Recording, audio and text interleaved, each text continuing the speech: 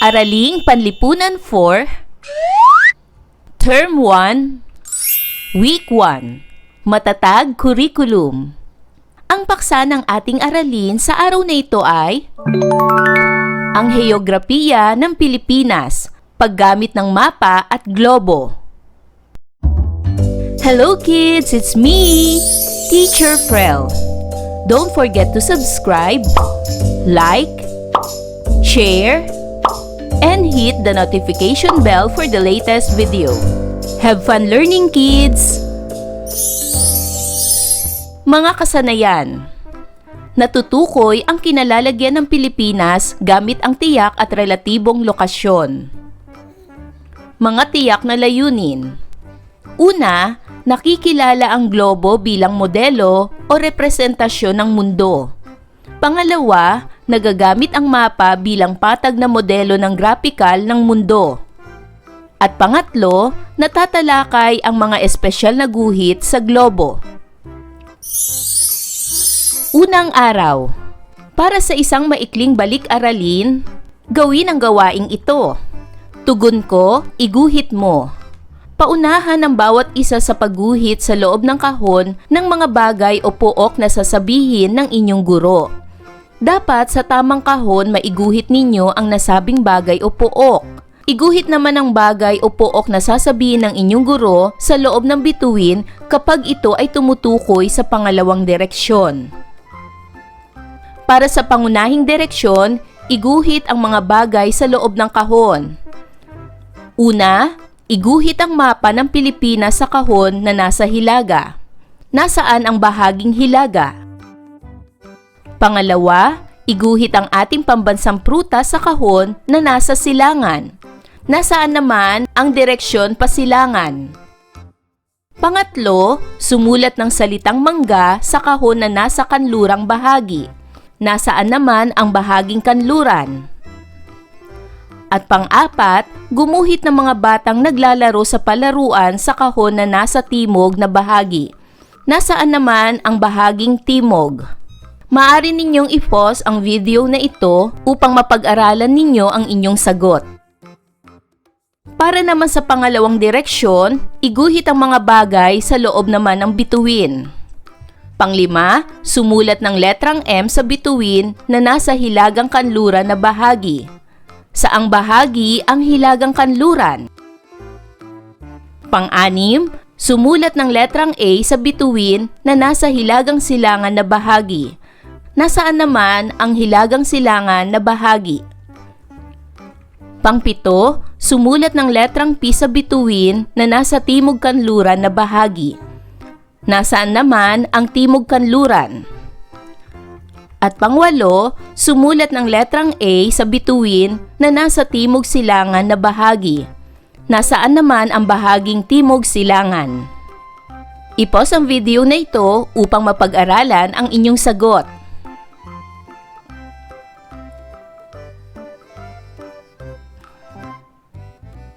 Kung nasagutan nyo na ang gawaing ito, ipapakita ko sa inyo ang tamang sagot. Una, iguhit ang mapa ng Pilipinas sa kahon na nasa hilaga. Ang bahaging hilaga ay nasa itaas, kaya iguguhit natin ang mapa sa loob ng kahon. Pangalawa, iguhit ang ating pambansang prutas sa kahon na nasa silangan.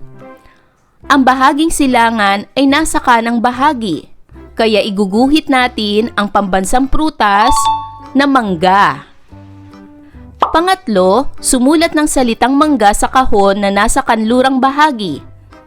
Ang kanlurang bahagi ay nasa kaliwang bahagi, kaya isulat natin ang salitang mangga sa loob ng kahon. Pang-apat, gumuhit ng mga batang naglalaro sa palaruan sa kahon na nasa timog na bahagi. Ang bahaging timog ay ang kahon na nasa ibaba, kaya isulat natin ang mga batang naglalaro sa palaruan. Ang mga pangunahing direksyon ay ang hilaga, silangan, timog at kanluran. Para naman sa pangalawang direksyon, panglima, sumulat ng letrang M sa bituin na nasa hilagang kanluran na bahagi. Saan ba natin matatagpuan ang hilagang kanluran?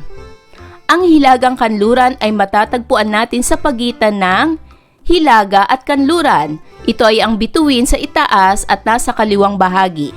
Isulat natin ang letrang M.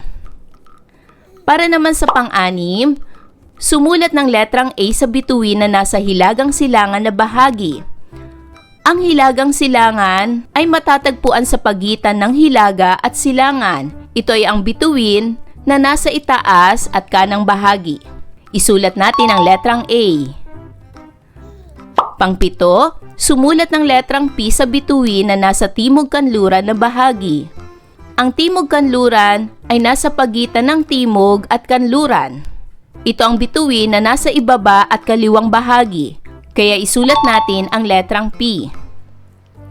At pang-walo, sumulat ng letrang A sa bituin na nasa timog silangan na bahagi. Ito ay nasa pagitan ng timog at silangan. Ito ang bituin na nasa ibaba at kanang bahagi. Kaya isulat natin ang letrang A. Ano ang napapansin ninyo mga bata? Anong salita ang mabubuo? Tama! Kapag pinagsama-sama natin ang mga letrang ito, ang salitang mabubuo ay mapa. Iyan ang ating aralin sa araw na ito. Mahalaga bang malaman ang tiyak na kinaroroonan ng isang lugar? Sa pagbibigay ng tiyak na kinaroroonan ng lugar, kailangan ay kabisado natin ang mga pangunahin at pangalawang direksyon. Ano sa tingin ninyo ang ginagamit nating bagay sa pagtukoy ng lokasyon ng isang lugar? Narito ang bagay na ginagamit natin sa pagtukoy ng isang lokasyon ng isang lugar. Anong bagay ito? Ang tawag sa bagay na ito ay compass rose.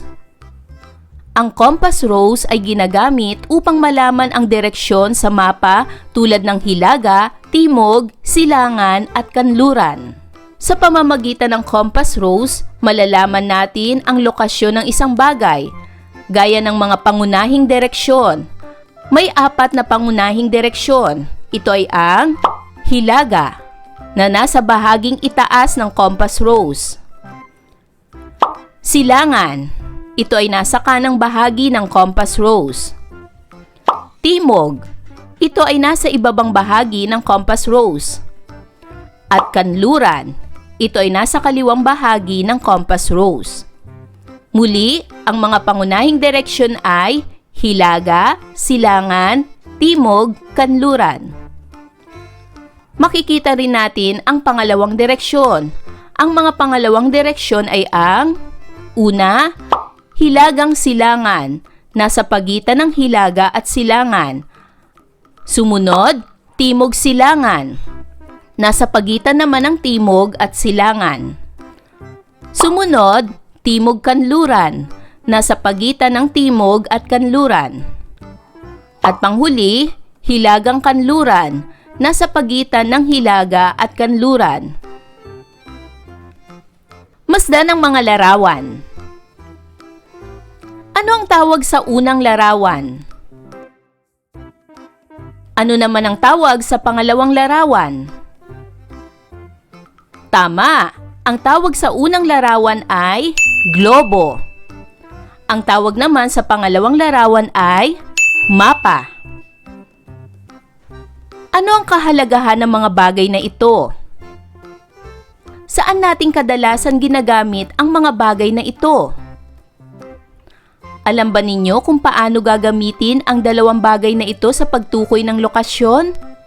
Yan ang ating aalamin sa araw na ito. Ano nga ba ang globo? Ang globo ay isang modelo ng mundo na bilog at nagpapakita ng eksaktong hugis ng mundo. Ipinapakita rin nito ang mga kontinente, karagatan, at iba pang mga bahagi ng mundo sa kanilang tamang proporsyon at posisyon. Ang globo ay isang modelo ng mundo na nagpapakita ng eksaktong hugis ng ating planeta. Ang hugis nito ay hindi bilog kundi oblate spheroid. Ito ay nagbibigay ng tamang proporsyon ng mga kontinente at karagatan. Ginagamit ito upang makita ang mga bansa, kontinente at mga karagatan sa kanilang tamang sukat at lokasyon. Ang globo ay nagbibigay ng mas tumpak na paglalarawan ng distansya at direksyon ng mga bansa kumpara sa mapa. Ano naman ang mapa? Ang mapa ay patag na paglalarawan ng mundo o isang lugar. Na ipapakita sa mapa ang mga kalupaan, katubigan at hangganan ng isang lugar.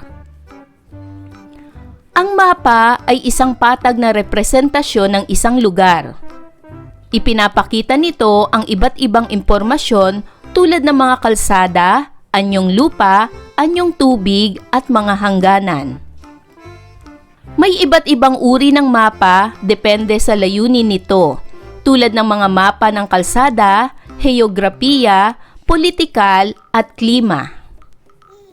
Dahil patag ito, may mga distortion sa sukat at hugis ng mga lugar, lalo na sa malalaking rehiyon.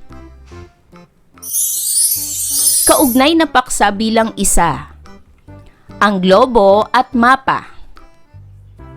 Pagproseso ng pag-unawa. Halina't tuklasin, mag-ambagan na. Ano sa tingin ninyo ang pagkakaiba ng globo sa mapa? Magkakaroon ng pangkatang gawain sa puntong ito.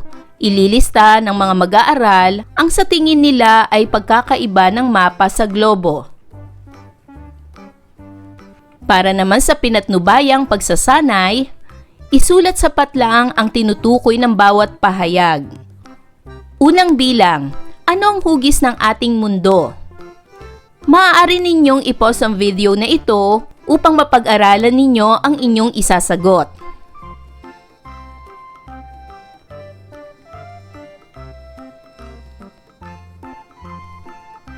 Magaling! Ang hugis ng ating mundo ay bilog. Pangalawa, ito ang ginagamit na modelo ng mundo. Ano ito?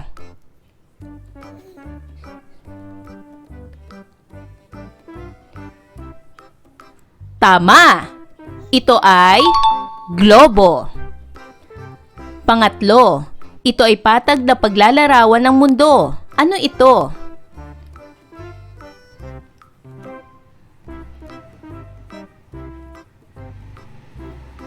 Tama! Ito ay mapa. Pang-apat, anong mga impormasyon ang ipinapakita sa globo?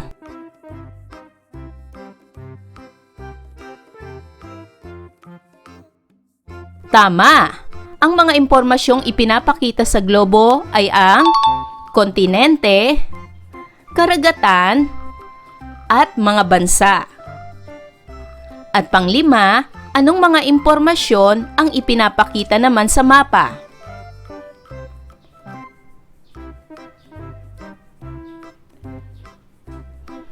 Tama! Ang mga impormasyong ipinapakita sa mapa ay ang kalupaan, ang katubigan, at ang hangganan ng isang lugar. Ikalawang araw. Kaugnay na paksa bilang 2. Mga espesyal na guhit sa mapa at globo. Anong nakikita ninyo sa isang mapa at globo? Ang mga sumusunod ay ang mga espesyal na guhit na makikita sa globo at mapa.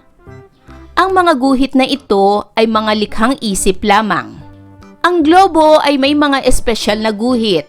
Pag-aralan natin ang mga espesyal na guhit ng globo.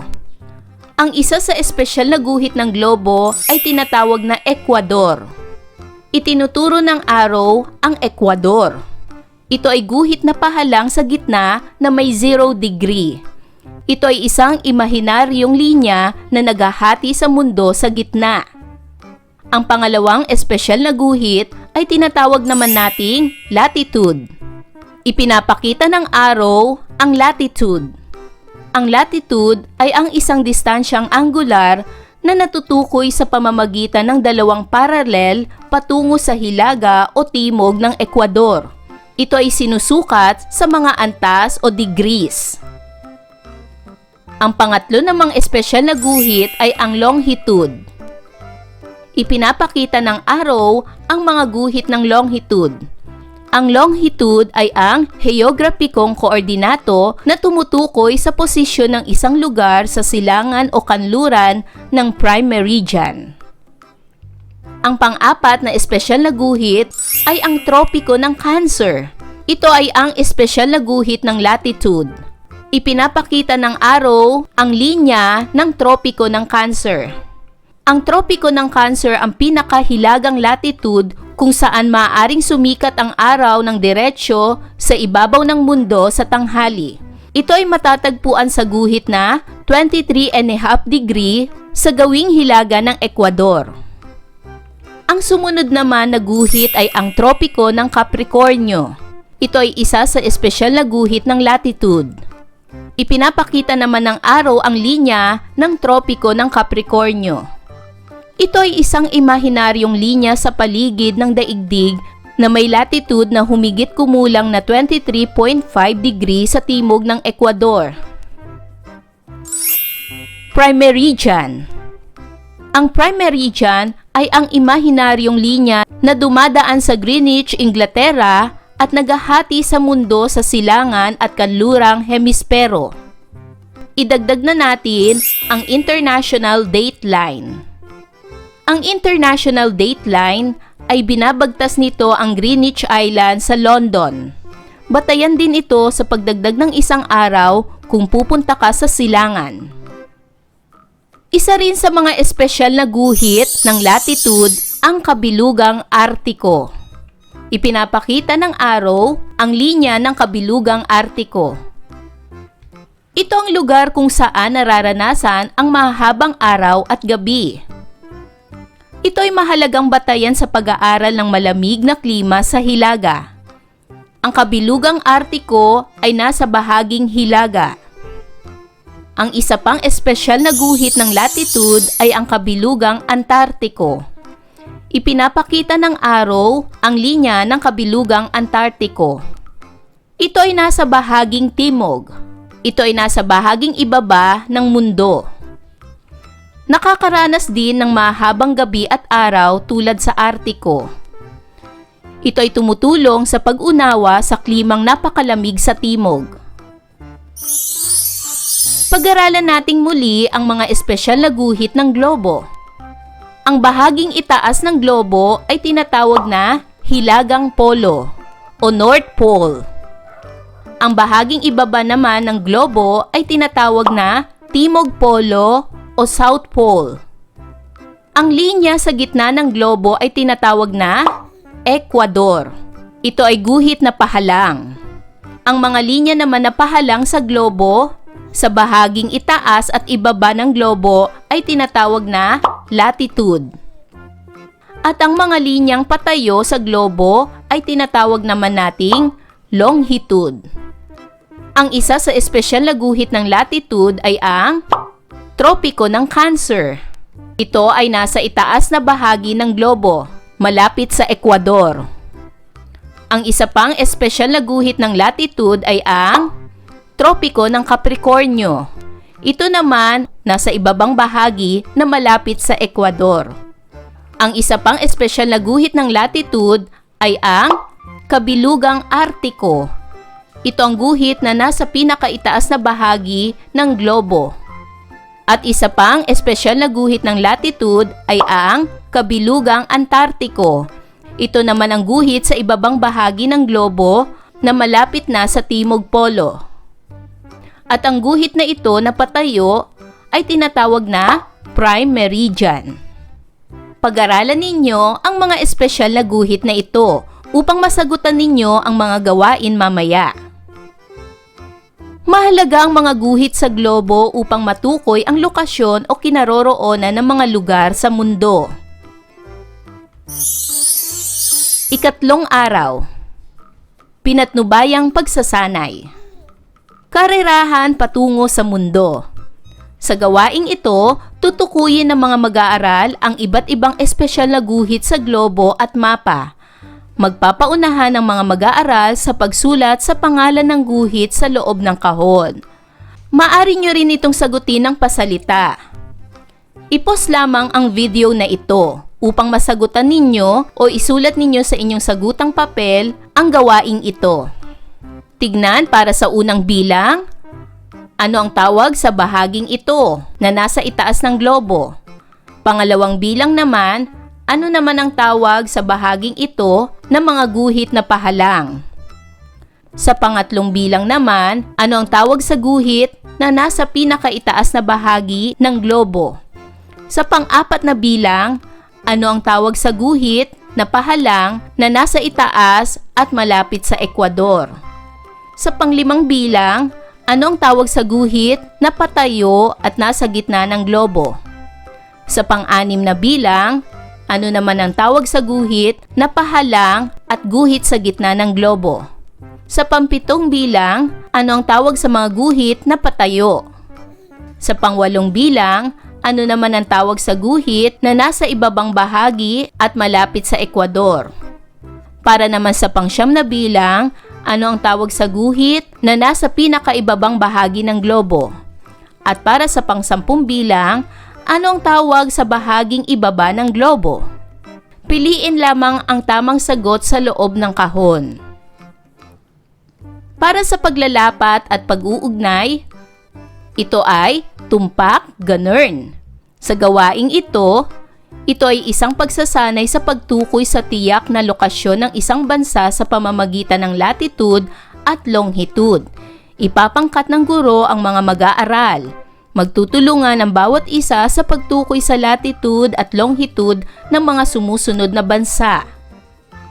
Ang mga bansa ay ang una, Pilipinas, pangalawa, Japan, pangatlo, Finland, pang-apat, Korea, at panglima, Germany. Ibigay ang latitude at longitude ng mga sumusunod na bansa. I-pause lamang ang video na ito upang mapag-isipan ninyo ang inyong isasagot.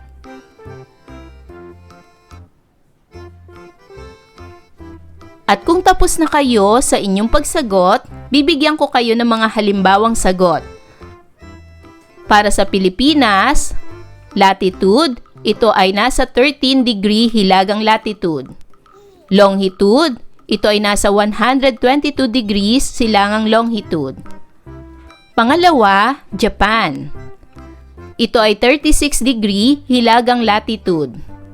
Sa longitude naman, ito ay 138 degrees silangang longitude. Finland. Ito ay 64 degree hilagang latitude. At sa longitude, ito ay 26 degree silangang longitude. Korea. Ito ay 37 degree hilagang latitude. Ito ay 127 degrees silangang longitude. At Germany. Ito ay 51 degrees hilagang latitude. At longitude, ito ay 10 degrees silangang longitude. Ika-4 na araw. Pabaong pagkatuto. Gawing gabay ang kwadro sa pagtalakay at lubos na pagpapahalaga sa natutuhan sa aralin. Bintana ng pag-unawa. Balikan muli ang mga napag-aralang konsepto tungkol sa globo at mapa. Punan ng mga kaisipan ang mga kahon. Globo. Isulat ang kahulugan nito sa loob ng chart, katangian ng globo, at ang kahalagahan ng globo. I-pause ang video na ito upang mapag-isipan ninyo ang inyong sagot. At kung tapos na kayo sa inyong pagsasagot, narito ang mga tamang sagot. Ang kahulugan ng globo ay, ang globo ay isang modelo ng mundo na nagpapakita ng eksaktong hugis ng ating planeta. Ano naman ang katangian nito? Ang katangian ng globo ay hugis bilog. At ano naman ang kahalagahan ng globo? Ang kahalagahan ng globo ay ginagamit ito upang makita ang mga bansa, kontinente at mga karagatan sa kanilang tamang sukat at lokasyon. Sumunod naman ay ang mapa. Isulat naman ang kahulugan nito, katangian at ang kahalagahan nito. At kung tapos na kayo sa inyong pagsasagot, Narito ang tamang sagot. Ang mapa ay isang patag na representasyon ng isang lugar. Ano naman ang katangian ng mapa? Ang katangian ng mapa ay patag. Ano naman ang kahalagahan ng mapa? Ang kahalagahan ng mapa ay ipinapakita nito ang iba't ibang impormasyon tulad ng mga kalsada, anyong lupa, anyong tubig at mga hangganan. Pagninilay sa pagkatuto. Ano ang naranasan ninyo habang ginagawa ang mga gawain sa pagkatuto, lalong-lalo na ang gawain sa pagtukoy ng tiyak na lokasyon ng isang lugar? Ano ang naramdaman ninyo nang malaman ang tungkol sa globo at mapa? Sagutin ang mga sumusunod na tanong. Para naman sa karagdagang pagsasanay na ito, isulat sa kahon ang mga kasagutan upang mabuo ang graphic organizer. Ang pinakaitaas na kahon ay mga direksyon. Meron tayong pangunahing direksyon at pangalawang direksyon. At sa pangatlong row naman, isusulat ninyo ang mga espesyal na guhit.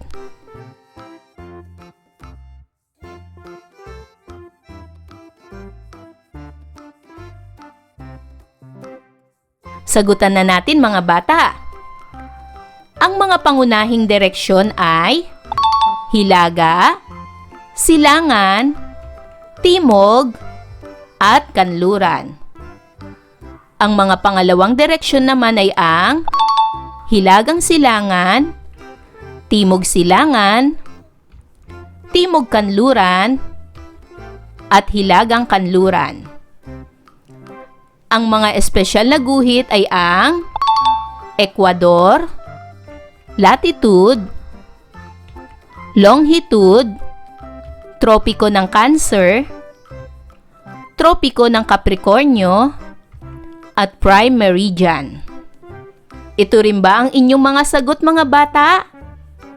Kung ganon, kayo ay tama.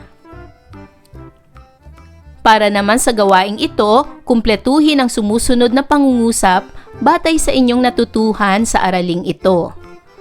Una, kaya kong maibigay ang lokasyon ng isang lugar gamit ang mga ano yung mga bagay na ginagamit upang matukoy ang isang lugar. Meron tayong dalawang bagay na ginagamit. Alam kong kaya nyo nang sagutin ang katanungang ito.